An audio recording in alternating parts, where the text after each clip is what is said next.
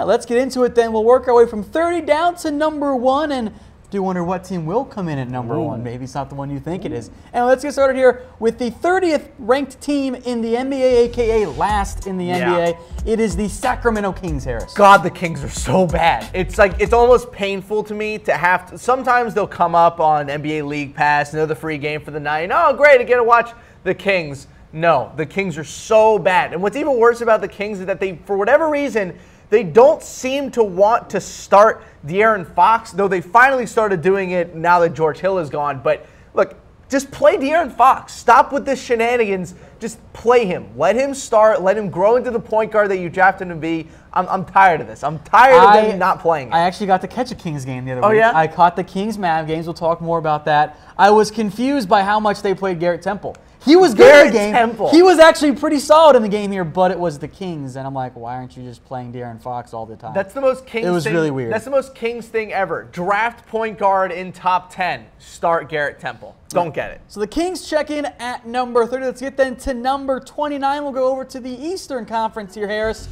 and it is the Atlanta Hawks. Oh, the Atlanta Hawks. Do you know what the most depressing thing I think it is about the Atlanta Hawks is that a lot of these young teams around the NBA, they have a couple of young guys. They don't. They only have one young guy, and he doesn't even start. John Collins is a monster. I think he's going to end up being one of the better big men in the Eastern Conference, but they don't play him. They have this weird wanting to play Ersan Ilyasova and actually make him a thing.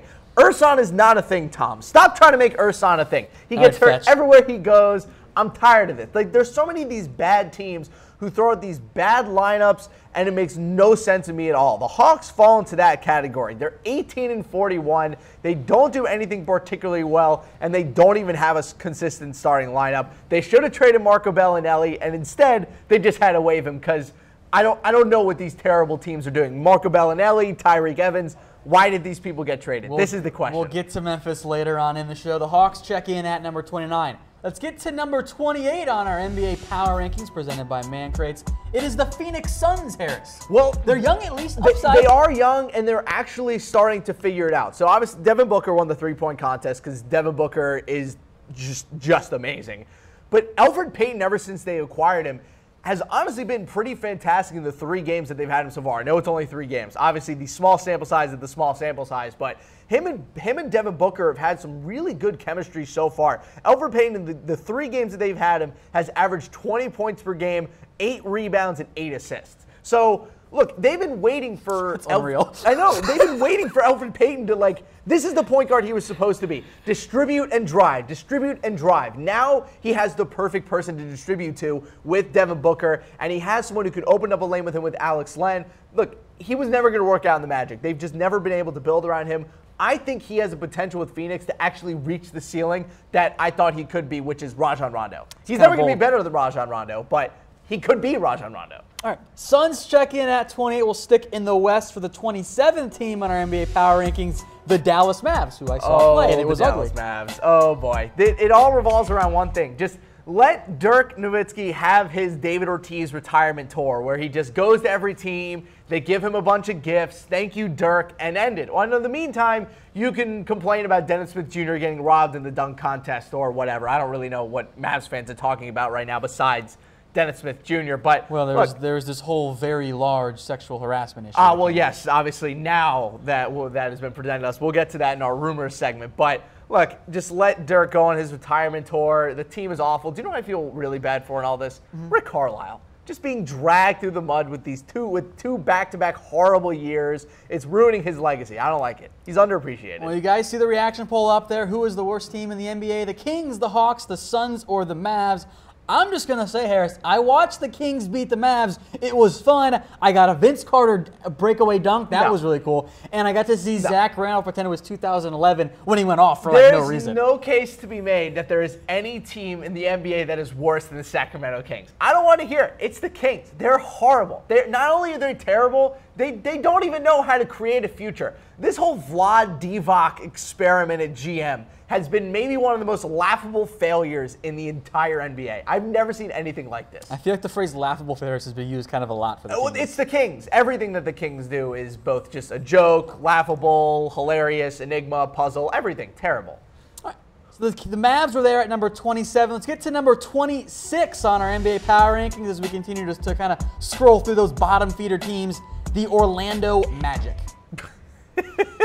Here we go again. Just laugh. I just laugh because they're just another rebuild on top of another rebuild, and I think they did another rebuild right before that. Ever since they traded Dwight Howard, it's just all gone downhill. And I think we're almost at a decade now since they've traded Dwight Howard.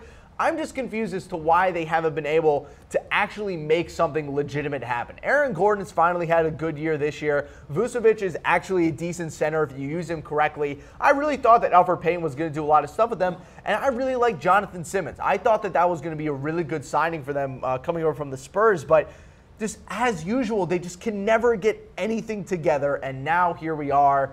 They're just a joke again, and they might lose Aaron Gordon. Can you imagine what the Magic are going to look like next year without Aaron Gordon? Oh yeah, somehow worse. I don't know how they're going to possibly be worse next year, but they might be worse next year. All right, let's recap those bottom 5 teams in the NBA for those of you just now joining us. The Kings check in at 30, followed up by the Hawks, the Suns, the Mavs, and the Magic. Today's show is brought to you by Man Crates. If you know a guy that needs an awesome gift, you got to get him a Man Crate at mancrates.com. Check out the NBA barware in particular. Let's get into the top 25. You can call it that, Harris. No. Or maybe it works better for college football and college basketball. But at number 25 on our list as we roll through here, the NBA Power Rankings, we have the Memphis Grizzlies. Harris, you can go on your rants about Tyreek Evans now, but keep it limited.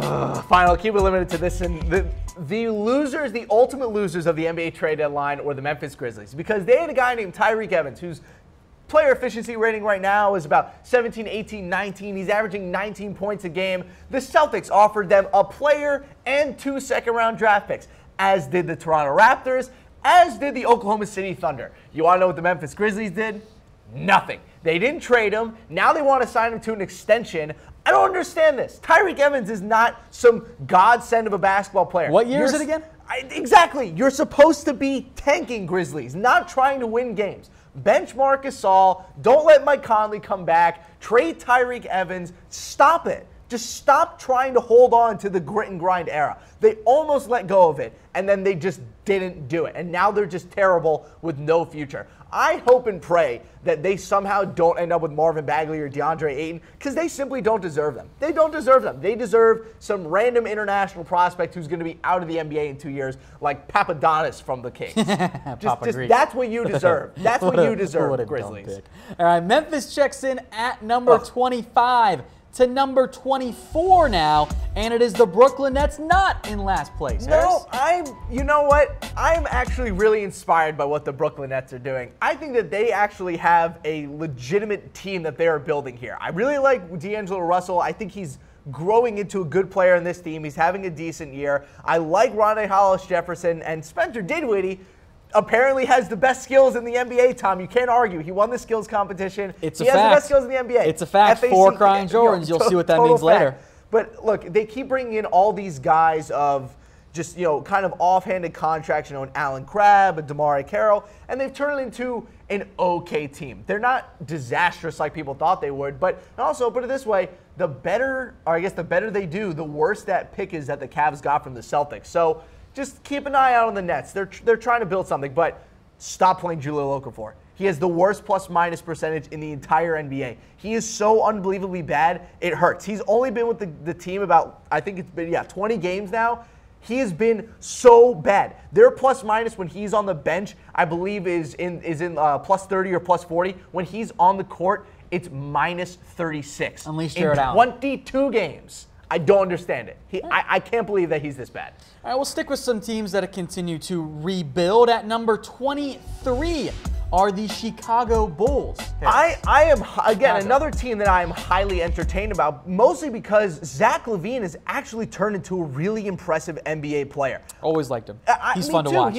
He's fun to watch. He puts butts in seats. He dunks. He's starting to learn how to shoot. He's starting to learn how to be a little more of a leader on the court. I think that trade that they made with Jimmy Butler is going to, obviously they made it to help them, but Zach LaVine was the piece of that trade that they really, really wanted, because they asked for Andrew Wiggins and the Timberwolves told them to screw off. But look, LaVine has been really good since he's come back. 17 points per game. His PER is about 16. They obviously traded Mirotic, and also Lauri Markkanen cannot be overstated how good of a season he's had so far. They had no idea what they were getting with him, and he has performed way above expectations. I think they have two really nice young pieces to build around.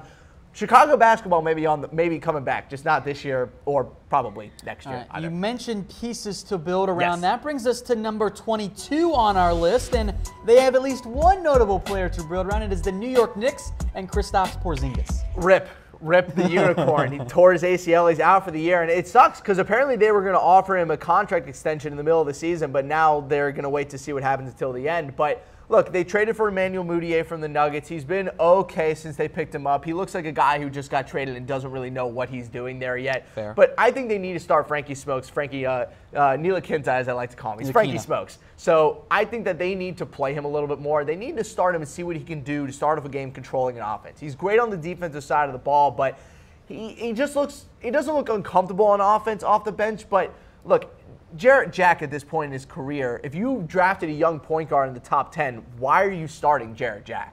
I get it, but you're not trying to win games. If anything, you're trying to lose games. I want to see what they can do with the 1-2 of Mudiay and Frankie Smokes and see what happens with the team. All right. So the Knicks check in at number 22. Let's get to number 21. We'll stick in the Eastern Conference as we go through a little bit of run on Eastern Conference teams. It is the Charlotte Hornets. This is karma.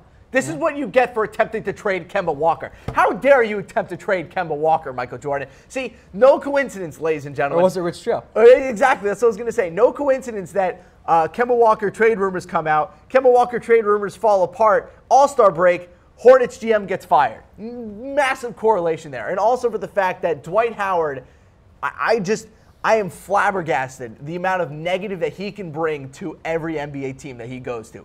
You can go back to the Lakers. Since the Lakers, every single team that he has gone to on a year-to-year basis, with and without him, have gotten worse. It is unbelievable. He went to the Hawks, went to the team. They were a playoff team. They get him to get thrashed in the first round with that when they get traded to him. Hornets last year, playoff team. This year, 24-33. Get Dwight Howard out of the NBA. I'm done with him. I just want to mention everyone thinks it's always going to be different, Dwight, but it never so ends bad. up being different. All right, folks, today's show is brought to you by Man Crates. If you know a guy that needs a gift, you got to get him at Man Crate at mancrates.com. Check out their NBA barware in particular. Harris, I know that you're a big fan. Oh, I am a big fan. I love these Man Crates. You get the crowbar and you get to pull them open. It's awesome. You get a nice boost of testosterone, and then there's some fun gifties inside. You get some bar nuts and some treats. It's fantastic. All right, 10 teams down, 20 to go here on our NBA Power Rankings. Rumors coming up after that. Let's get to number 20 on our list. Head to LA, where we have the Los Angeles Lakers, a.k.a. the Balls. This is a team that has that the storyline all season long. So we started off that the team was bad, and then Lonzo Ball left, and the team got even worse. Then he came back, and they got good again. And then he got hurt, and then the team went on this crazy run. Now they run the offense through Brandon Ingram and Kyle Kuzma, and now the team's actually finding their footing. And I'll be interested to see what this team turns into when Lonzo Ball comes back. I believe he's coming back tonight, if not when the Lakers do play their next game. But look, this Lakers team going into the next couple seasons is going to be really fun to watch. They obviously get the 2 max slots at the end of this season. But look, keep building the offense through Ingram. You found your starting 4 in Kuzma. You can go a little smaller with Randall at the 5 if you really want to. But they got to find a way that this offense can work with Lonzo in it. I think the second half for this team is huge for what they're going to be able to do in free agency. All right, Lakers check in at number 20. Let's get to number 19. We're not even going to go anywhere. We're going to go to the LA Clippers now, Harris. They don't really have any hope of doing anything this year unless Patrick Beverley magically becomes healthy again. Danilo Gallinari can play more than 4 games without getting injured, which, by the way, Tom, he can't do. It is physically impossible for Danilo Gallinari to play consecutive games and not get injured. It is terrible. He cannot stay on the court. But do you know who has been really good for them so far? Tobias Harris. Tobias Harris has actually been pretty insane for them since he's come back or since he's been traded to them. I love the contract they gave to Lou Williams. But one other thing that the Clippers need to do, they need to apologize to DeAndre Jordan, because he has been one of the most committed guys to them. He could have gone to the Mavericks a couple years ago. He decided to stay with the Clippers. Then all of a sudden there's talks about them trading him.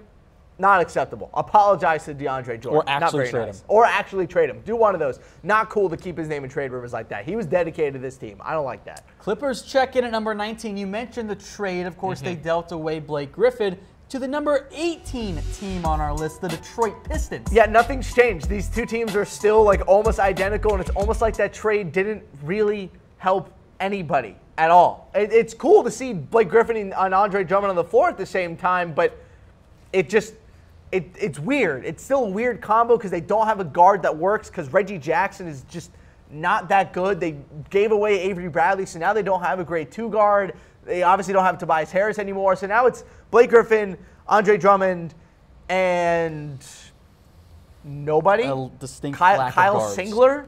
I don't really understand Jameer Nelson. Like, this Pistons team is really, really weird to me. I like Blake, I like Andre, but this team's going nowhere. Sorry, Pistons fans. All right, Pistons check in at number 18. Let's get then to number 17, a team that ceiling was limited because of a major injury. It is the New Orleans Pelicans. And the sad thing is that they were going to make the playoffs with DeMarcus Cousins. It was going to happen. But now we have on there for the second half key. Make the playoffs by any means necessary. And I don't mean that like, duh, obviously you want to make the playoffs. There are massive, massive repercussions if they do not make the playoffs this year. The GM, most likely gone. Alvin Gentry, the head coach, most likely gone. Anthony Davis might be gone if they don't make the playoffs this year. He might force a trade. Oh, and also, if they don't make the playoffs this year, I would highly doubt that DeMarcus Cousins re-signs with the Pelicans. So they could lose their head coach, GM, and their two best players if they don't make the playoffs this year. They have to make the playoffs.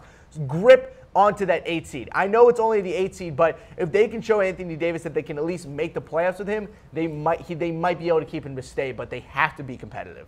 Pelicans check in at 17. They're currently 8th in the West. Let's go back to the Eastern Conference now, and we have the Miami Heat, Harris. This is an interesting team because they don't really have a set star. In fact, they really don't either. Look, Hassan Whiteside has had a decent iffy year. I mean, it's tough to say because he was so great the past couple years, then he finally got paid, and he's still kind of hanging on to, exactly, not quite the same. But Goran Dragic obviously having a great year. He was an NBA All-Star, but I love what they're getting out of Josh Richardson so far this year. If you look at his past about 15 to 20 games, he's been averaging 20-plus points, about 5 rebounds and 3 assists. I really like Josh Richardson. I think they need to build around him on offense because, look, they're 28th in offense this year. And I like Eric Spoelstra. I think he's one of the best coaches in the NBA, but the offense just has not been working so far. Let Josh Richardson go. Let him attack. Ever since Deion Waiters has left, this team has not been able to score points. Halfway through these NBA Power Rankings, brought to you by Mancrate. Let's recap what we have so far. Sacramento gross. Kings, Atlanta Hawks, Phoenix Suns, Ew. Dallas Mavs, and the Orlando Magic. Ooh. At 25 is the Memphis Grizzlies, followed up by the Brooklyn Nets, Chicago Bulls, New York Knicks, and the Charlotte Hornets. Trade Tyreek Evans. Thank you. A little late for that one, Harris. Lakers are at 20. The Clippers are at 19. The Pistons are at 18. Pelicans check in at number 17. The Miami Heat are 16th. Once again, today's show is brought to you by Mancrates. If you know a guy that needs a gift, you got to get him a Mancrate at mancrates.com.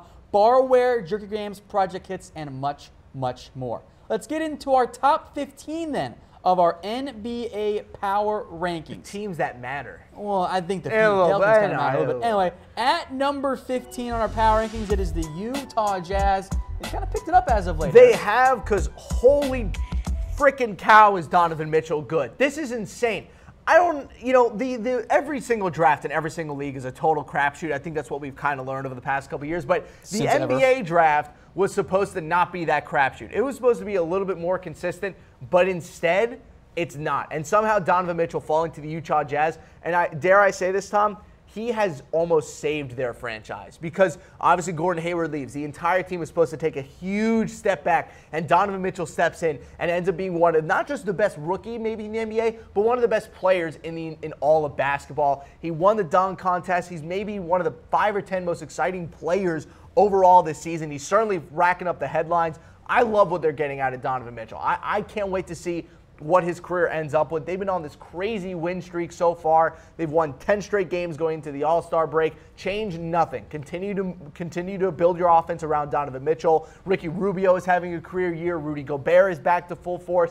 I think this is going to be a team that, they're going to get in the playoffs. Maybe it's the 8 or 7 seed. They're going to get thrashed by the Rockets or the Warriors, but them making to the playoffs. Whoever makes the 8 I know. seed. whoever, but them making the playoffs without Gordon Hayward is a huge accomplishment for them regardless. All right, we'll keep it in the Western Conference here for these next few teams. At number 14, it is the Portland Trailblazers, Harris. It's so sad because Damian Lillard is having such an incredible season, and CJ McCollum's doing his thing, but they have a cap on the roster, and the cap on the roster is that they don't really have a third player or really anyone on the team that isn't a guard that's good. Look, Jusuf Nurkic is a nice player, but he's not a star by any means. They don't have anyone on the team that is going to take a step up. Even Myers Leonard, who they gave that huge, terrible contract to, has been able to not improve at all. The Blazers are good.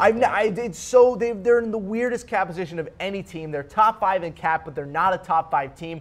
I think the solution for them right now, see what you have of the young guys. They drafted Zach Collins at 10. I think he might be their only chance to have something legitimate down low. They have to find a third offensive option on this team if they want to make any sort of dent in the playoffs, or they're just going to get thrashed again in the first round, which has been kind of their theme the past couple of years. Dame Lillard is fun to watch, but he does need some help along with McCollum. It's just not quite good enough in the loaded Western Conference. It's not. All right, Portland Trailblazers are at 14. Let's get then to number 13 on our NBA Power Rankings, the Denver Nuggets, a.k.a. my 2K team. Don't even get me started on the Denver Nuggets with you and 2K. Look, I love what they're doing with Jamal Murray. I think Gary Harris is maybe the most underrated player in the NBA in terms of what people think of him and what he actually is. He's a fantastic two guard. He's been great for them.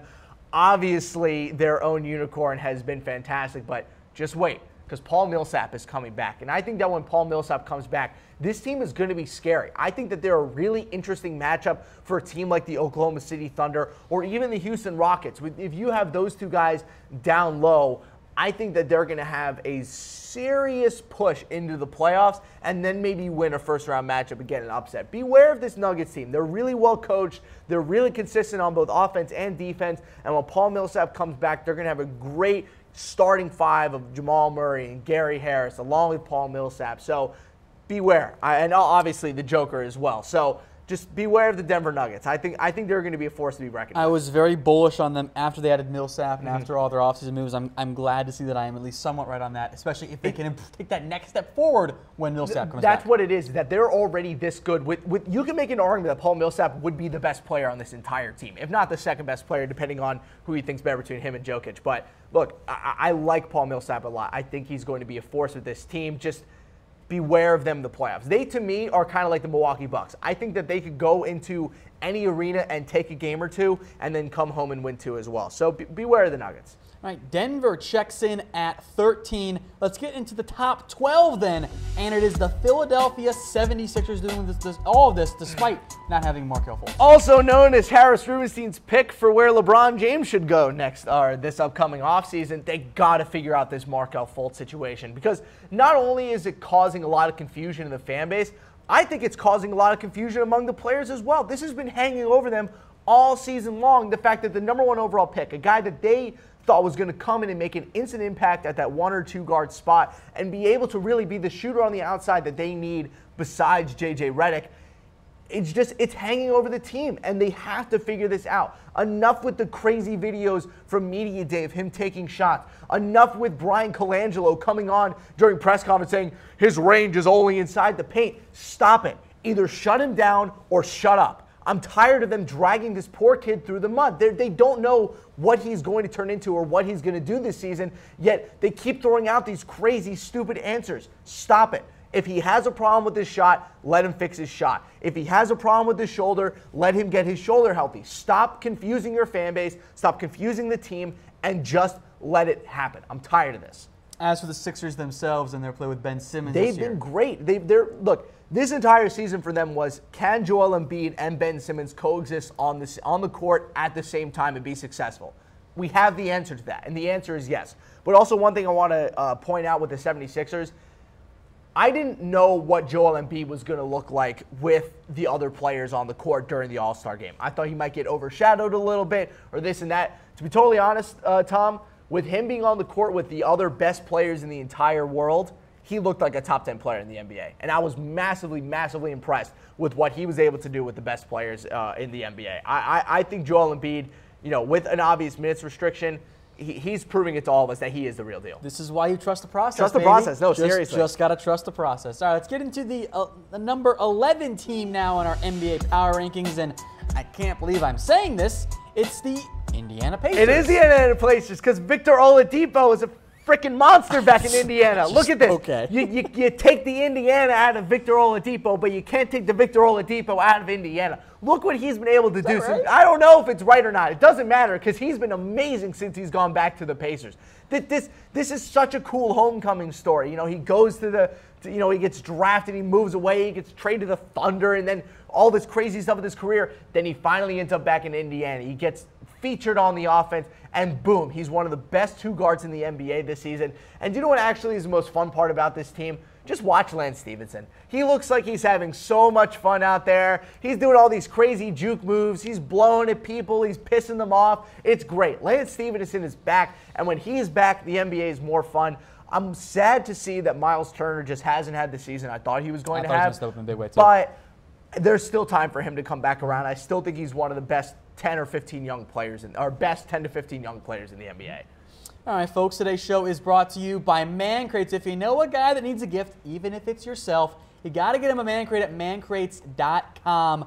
The barware gift is incredible. I saw some Sixers fans in there. They got 76ers barware. That's the way to go right there. No, it is. And again, you go inside the bar, you'll get some pretzels, you get some bar nuts. It's great. They come with little goodies as well, so you don't only get glasses. Man Crates, awesome gifts that guys love. Check them out today. Let's get into our top 10 then in our NBA power rankings. At number 10, it is the Washington Wizards without John Wall. They are without John Wall. It's not the same. And as you'll see when we bring it up here, here's their second half key. Their second half key for the Washington Wizards is that pray LeBron, Kyrie Irving, and DeMar DeRozan all get injured. That is the only way that this team is going to be able to anything this season in the Eastern Conference. Literally, get on your knees and pray that the Cavs team plane blows a tire and they're not able to ever travel again. There's no way that the Wizards are ever going to be able to do anything unless all of them get injured simultaneously. That's the sad part about this Wizards team. If you look at their future, they've not been able to generate any sort of quality on their team outside of John Wall and Bradley Beal. Otto Porter is not very good. The Morris brother they have is really taking a step back. Marcin Gortat should have left the NBA 3 years ago. This Wizards team was formed so well. And it annoys me because as someone from the Washington, D.C. area, why isn't there as much talk about Ernie Grunfeld getting fired? He's been one of the worst GMs in all of basketball. They traded a first-round pick for a Morris brother. They drafted Kelly Oubre in the first round. He's been a nice bench guy, but not exactly what they needed. Cap space management. I'm tired of this. I'm tired of the Wizards being, ruining John Paul's time with the team because they haven't been able to actually make anything happen. Bradley Beal's been great this year, but Bradley Beal is not enough to beat the Cavs or the Celtics.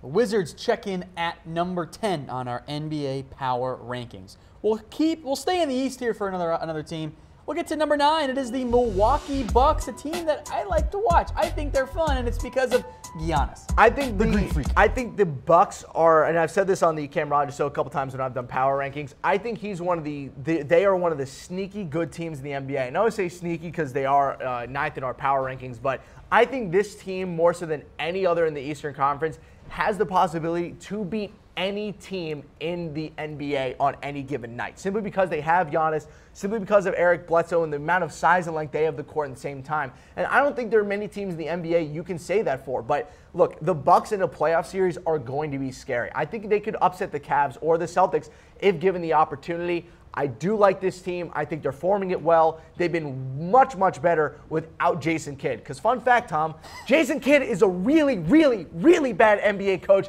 and never should have been hired in the first place. What an absolute joke. You're just dragging Kidd. Past 2 shows, you just dragged Kidd. They got Giannis connected to Jason Kidd. They had him fall in love with Jason Kidd. And guess what happened? They ripped out Giannis' heart because they never should have hired him in the first place. Terrible decision. All right, the Milwaukee Bucks check in at number 9. Let's get on a little run here of Western Conference teams with one Eastern team sprinkled in here for a little bit. At number 8, it is the Oklahoma City Thunder. Their only key that they need to have for the second half of the season, do not let Carmelo Anthony retake control of this offense. I'm going to give you a prediction right now. Okay. In over the next 30 or so games that we have left over the NBA season, Carmelo Anthony is going to continue to be in his role.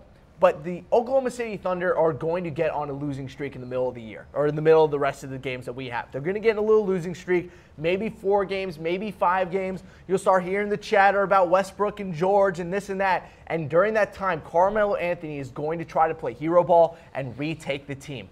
Russell Westbrook, I hope you're watching the Chat Sports NBA Power Ranking show. Do not let that happen. Do not let Carmelo Anthony retake control of this team. You are the super shooter, Melo. Do not think you are the number 2 option on this team anymore. Let the offense roll the way it is. Let Paul George continue to dominate as a two-way player. The only way that they are going to be able to make a dent in the playoffs is if they keep the team the way it is right now. Losing streak be gone. They'll be fine. How much does the loss of Andre Roberson concern you for the Thunder? It concerns me largely, mostly because not only is he maybe the best defender, perimeter defender in the NBA this season, if you look at their net rating when he's on the court and when he's off, their net rating when he's on the court is 98, one of the best numbers in the NBA. Their starting 5 without him on the court, it's 146, which is, by the way, the worst number in the NBA. So they have a big problem on defense. That 6th in points allowed is because of 2 players now. It's Steven Adams and Paul George. But without that 2 guard, they are going to be really in a lot of trouble if they go up against the Warriors or the Rockets. He was their Steph stopper. He was their James Harden stopper. They need someone on the team to step up and really play some defense, because I think we've already seen with Russell Westbrook, not really what you're looking for on defense. Oklahoma City Thunder checking at number 8. Let's get to number 7, maybe one that'll be a little bit controversial. It is the Cleveland Cavaliers. Come at me. The new look Cleveland Cavaliers. Come at me. I am keeping the Cavs at 7. You want to know why, Tom? They still don't play defense. They still don't play defense. If you look at their plus minuses, oh, look how great the bench is now. The starting lineup still has a negative plus minus over the 5 games that they've had since the trade deadline. I'm tired of this. The Cavs are good. Great. They can score points again. Great. LeBron James is trying on offense. Yippee. They still don't play defense. I'm tired of this. They're going to do what's going to happen. I can't wait for them to go into the playoffs and play a team like the Raptors, who are organized on both offense and defense and have a deep bench. They're going to get roasted. I think that if you put the Cavs on the floor with the Raptors right now, they beat the Celtics. That's fair. They would get run off the court by the Raptors. I'm tired of this. I'm tired of the people telling me that the Cavs are back. Let them play some defense. They're still 27th in points per game. Look, I don't want to drag the Raptors because they've been great. We've also seen playoff Toronto. Oh, no. It's not the same. I'll get to them. They're not as skewed from criticism. Look, Harris, I just think it's going to be hilarious when we come to the NBA Finals and it's Cavs Warriors again. Oh, no. And everyone in the office just gives you grief. Oh, no. Do you know what? Look, if they start playing defense over the next month and a half, they'll probably make the finals. But guess what? Until they play defense, I'm not convinced. I'm not convinced. Play defense. All right. Well, look, I understand the way you're feeling. So you're saying that the Cavs are not, in fact, back? Not yet. No. We need no. They're not back yet. It's yes or no. They're not back yet. They will be back. I know. Look, they roasted the Celtics in Boston. They absolutely roasted them. I will mind you that the Celtics at that point had played 3 games in 4 days. So take that for what you will. But at the same time, look, they start, like, I know I've been passionate about it and this and that, but I'm serious. Like, the Cavs need to play defense with their starting lineup. Because if they go during the playoffs, they do every year. If they go into a series against the Raptors with the season that DeMar DeRozan and Serge Ibaka are having, they're going to get killed. And by the way, for all the additions that they made at the guard lineup, they are still incredibly weak down low. Tristan Thompson is having a horrible season. Kevin Love, even when he was healthy, was having a below-average season. Even if he wasn't all-star, that was one of the weirdest all-star selections I saw this year. He should not have been an all-star. So what they have down low is still worrying to me. I think they're going to get hurt in the playoffs if they don't have better defense. It's incredible to me that they've been able to make it this far. And I will say this, it's because of Tyronn Lue. He's not a good coach. For a second, I thought you were going to sing a phrase. I'm like, wait a minute, you have dragged Lue in the office for Tyronn months Lue now. is one of the bottom 5 coaches in the NBA. Who would you rather have, Jason Kidd or Tyronn Lue? How dare you ask me that question? I would rather have David Fizdale. How is he not in the NBA? And Jason, He's waiting. He's waiting. So mad. All right, Cavs check in at number 7. Let's get to number 6 on our list. It is the Minnesota Timberwolves. This team is fun to watch. It is fun to watch. And what I was hoping to happen this year, I was hoping to see Jimmy Butler rip away control of the team from Karl Anthony Towns. And that's exactly what he's done over the past couple of months. He's just ripped the team away. This is my team now, Karl Anthony Towns. You are too young to be the top dog. And Jimmy Butler has just dominated so far this season. He's been fantastic. But Why is Taj Gibson, 34-year-old Taj Gibson, playing 32 minutes a night? Because he wears number 67. It's a great answer, but just equally nonsensical. I make this complaint about the T-Wolves a lot, and it comes back to Tom Thibodeau. But look, Tyus Jones is having a great season so far for them. They just need to use their bench. Why is Shabazz Muhammad only getting 7 minutes a game? I know he hasn't been very good over the past couple of years, but at least he's an option to give Jimmy Butler and give Karl-Anthony Towns a little bit of a rest. Look, you want me to be totally honest? I think Jimmy Butler sat out the All-Star game on purpose. Well, one, because he was heavily hungover and didn't feel like playing the game anymore, but also because he kind of figured, I don't really want to play this game. I'm exhausted. Give me a break. So the T-Wolves, they're only second half key because the offense has been great. The defense is coming along. Just use your bench a little bit more. You don't need to play Karl-Anthony Towns 39 minutes a game. You don't need to do that. That's fair. All right, the Minnesota Timberwolves check in at number 6. So those of you who are just now joining us, let's take you through the NBA Power Rankings so far, brought to you by Man Crates. The Kings check in at 30, followed up by the Hawks, the Suns, the Mavs, and the Orlando Magic. Rounding out the bottom 10 are the Memphis Grizzlies, the Nets, the Bulls, the Knicks, and the Hornets. At number 20 are the LA Lakers, followed up by the LA Clippers, and then the Detroit Pistons, the Pelicans, and the Miami Heat. Jazz check in at 15, followed up by the Blazers, Nuggets, 76ers, and the Indiana Pacers at number 11. And then at number 10 are the Washington Wizards, then the Bucks, the Thunder, the Cavs, and most recently, the Minnesota Timberwolves. Today's show is brought to you by Man Crates. If you know a guy that needs an awesome gift, you got to get him a Man Crate at mancrates.com. Awesome gifts that guys love, barware, drinking games, project kits, and much, much more. Check them out today at mancrates.com. You should maybe not be a troll and not send a Cavs Man Crate to the office. Don't do that. It seems like you want one, which is kind of funny. I just kind of want a Man Crate. All right, moving Any on Man then. Crate's a good Man Let's Crate. get into the top 5 here of our NBA Power Rankings. At number 5 are the San Antonio Spurs.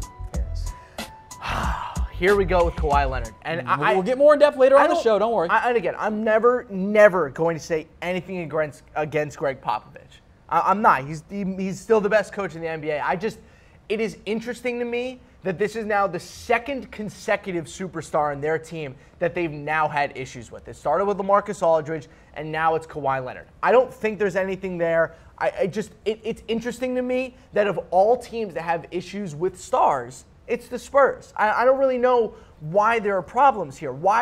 There should never, ever be a situation where Kawhi Leonard is feuding with the San Antonio Spurs.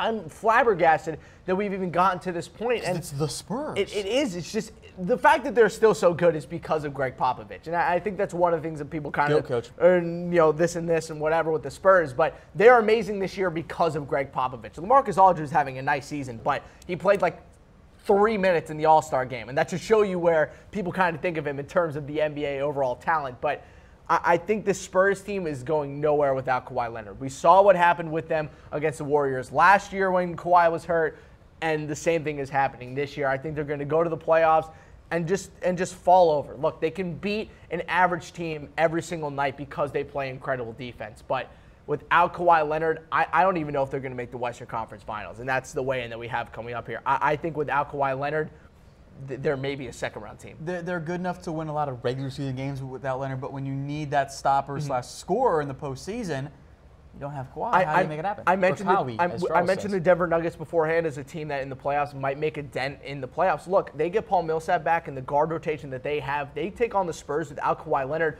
I think that's an upset special waiting to happen. So never bet against Greg Popovich. No, it's very true, especially in the playoffs. But just beware that this team without Kawhi Leonard, and mind you, also without Jonathan Simmons, who came up big time last year for them in the playoffs when Kawhi went down. They don't have either of them. So they need someone of the three that can step up. I like Dejounte Murray, but it's just I don't know if it's going to be enough this year for them. Right, the Spurs check in at number 5. Let's get into our top 4. 2 Eastern Conference teams, 2 Western Conference teams. Up next is the Boston Celtics. Yes, and the Boston Celtics have run into the exact problem that I thought they were going to run into when Gordon Hayward went down, is that the team was going to play great defense. They were always going to be in every single game, but they just weren't going to quite have that last offensive push that they needed. They had that huge big win streak in the middle of the season that really drove a lot of their games. Also because the second unit, who at the time, well, still is led by Terry Rozier. Scary Terry, call him by his proper name. Scary Terry, excuse me, was on an absolute tear. That tear has since ended. Marcus Smart has been out for a couple of weeks now. They've been terrible since he's gone out. So they are a team that is very intricately put together, and if you remove a piece from that team, the entire house of cards basically falls apart. And that's what's happened with Gordon Hayward on offense. Jason Tatum in the beginning of the season was able to make up for a lot of the offensive issues that the team had, but he's hit a rookie wall. And I'm not saying it's because he had a kid, but if you look at his three-point percentage before and after he had a kid, went from like 45% to like 27%. So people are talking, Tom. I'm just saying this Celtics team is only going to go as far as the offense takes them. They're going to have an amazing defense. They have the best coach in the Eastern Conference, but without Gordon Hayward, this team has a ceiling, and that ceiling is unfortunately probably the Eastern Conference Finals. All right, the Boston Celtics check in at number 4. Don't blame the kid, but he probably isn't sleeping as much anymore. That's what happens when you have children. Let's get into the top 3 then. At number 3, and I think one Anthony Holder in the comment section will like this one. It is the Toronto Raptors, exactly where he said they should be. I am absolutely obsessed with this team. They, in my opinion at least this year, I think that they are the most fun team to watch this year, mostly because they play such a great brand of basketball. Their team assist number from last year to this year is up almost 10%. They've been able to move the ball flawlessly. Kyle Lowry's taken a little bit of a step back in terms of points per game, but he has upped his on-court leadership and his ability to call out plays and move the ball around. DeMar DeRozan has added a three-point shot to his repertoire. He's looked fantastic. Serge Ibaka's having a great season as well. And the bench, led by OG Anunoby, who's been fantastic for them so far this year, that they drafted out of Indiana. He has also been great on both sides of the ball. I think this Raptors team has finally hit their peak. This is the peak Raptors team that we've been waiting to see. And I think at this point, you put them on the court for a 7-game series against the Cavs or the Celtics, on paper, I think they win. However, we talked about this before, I'm tired of this. I'm tired of talking about how good the Raptors are in the regular season. We know they're good in the regular season. We get it. We get it, Raptors. You're good in the regular season. Show me in the playoffs. Stop folding. Stop shooting 25% from the floor from 3, Kyle Lowry, during the playoffs. Do something in the postseason, and then we can talk about what the actual legacy is of this Raptors team, because as of right now, they're basically the James Harden of total NBA teams. They fold in the playoffs. Sorry, James Harden, didn't mean to drag you, but you it's just true. did. I'm sorry. It's very true. You faltered in the playoffs like 6 years in a row. All right, Harris, right now, no more if this happens, if the Cavs play defense, who wins the Eastern Conference? Raptors. Cavs, Raptors? I think it's the Raptors. I think the Raptors I think they have a better roster. I think they're better coached. And I think overall, they're just a better designed team. They've been playing together longer. The chemistry is there. And again, this could very well change. If the Cavaliers play defense over the next 30 games, everything changes. But if they continue to be as lackadaisical as they are, especially with that bench unit, the Raptors are going to eat them alive. I think the Raptors play the Cavs, I want to say, in a week and a half on national television. So that's going to be a huge game to really see where these two teams are. All right, the Raptors check in at number 3. 2 teams left. They are both in the Western Conference. At number 2 is the Houston Rockets, Harris. Deep breath. I'm trying to think of how to present this information in a way that's calm and collected, but stop pushing Chris Paul through injuries. Stop. If he has a hamstring injury, let him have a hamstring injury. Let him miss 10 to 15 games. I don't care. Tom, the stat of the day. The Houston Rockets, when Clint Capella, Chris Paul, and James Harden are all playing, do you know what their record is? Probably really good. That's why you're asking. 28-1 when all 3 of those players are playing. I've seen better. 28-1, including a thrashing of the Golden State Warriors, a thrashing of the best team apparently of all time. This Rockets team poses the biggest threat that the Warriors have seen outside of the Cavs, and I don't really know what would happen right now if you put them in a 7-game series. It really would have to do with how well do the Rockets shoot from 3. Now, that obviously is a pretty tempered phrase, because if they shoot 50% from 3 and they launch up 43s a game, then okay, they're obviously going to beat the Warriors. But at the same time, they could do what they did last year, shoot terribly from the entire court and just not be able to beat anyone. And again, I love James Harden. I love the beard, but he has folded time and time and time again in big moments. And I know it's the All-Star game, but he was Steph Curry's first pick in the All-Star game. He scored 12 points. I'm sorry, again, another instance where he is on a big stage and he completely collapses. I don't know if the All-Star game qualifies.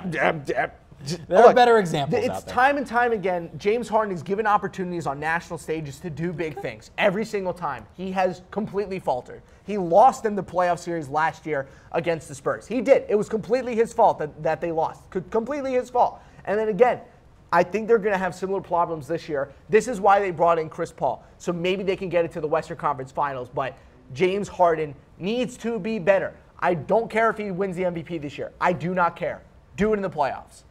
All right, well, for those of you who have been with us for the entire time, or you saw one of the recaps and have kind of followed along, I think you know who's going to be number one on our list. The reaction poll kind of gave it away as well. It is the Golden State Warriors, as you know. That's just kind of what it always is. Right now. I'm not going to dethrone them just because they had a slow kind of, I guess, halt into the All-Star break.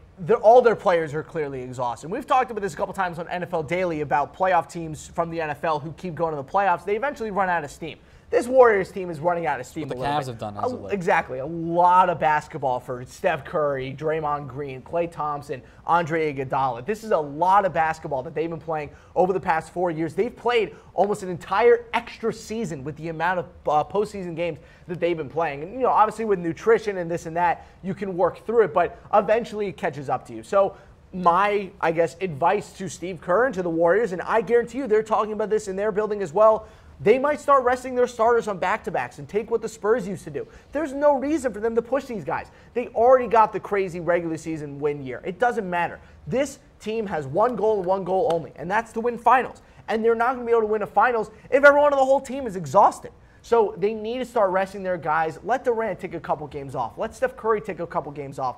Let these guys rest and go into the postseason. And I also think it's going to be great for a guy like Patrick McCaw, who's had a good season so far, but I would like to see him get a couple more minutes to really, solidify their bench unit, which I think has been a little bit all over the place, especially as they went into the All-Star break. But I think they're rested, they're recharged. Look for them to come out in a big way tonight and into the rest of the weekend. But they got to start resting these guys a little bit if they don't want to get rolled over in the playoffs. I'm not saying they're going to, but they got crushed by the Jazz by 30 points. When is that ever supposed to happen? It wasn't. Fair point. All right, let's take you through all 30 teams. For those of you just now joining us here on our NBA Power Rankings, it's the Kings, Hawks, Suns, Mavs, and Magic, rounding out the bottom 5. Then it's the Grizzlies, the Nets, the Bulls, the New York Knicks, and the Charlotte Hornets at number 21. Into the top 20, it's the Lakers, Clippers, Pistons, Pelicans, and the Miami Heat. At number 15 is the Utah Jazz, followed up by the Blazers, the Nuggets, the 76ers, and the Pacers at number 11. Then it's the Wizards, Bucks, the Thunder at 8, the Cavs at 7, and the Timberwolves at number 6. The Spurs are number 5, the Celtics are number 4, and the Raptors are number 3. And then the Rockets and the Warriors round out the top 2 teams. And also shout out to Daryl Morey, friend of Chat Sports, for doing an incredible job putting this Rockets team together. Such a fun team.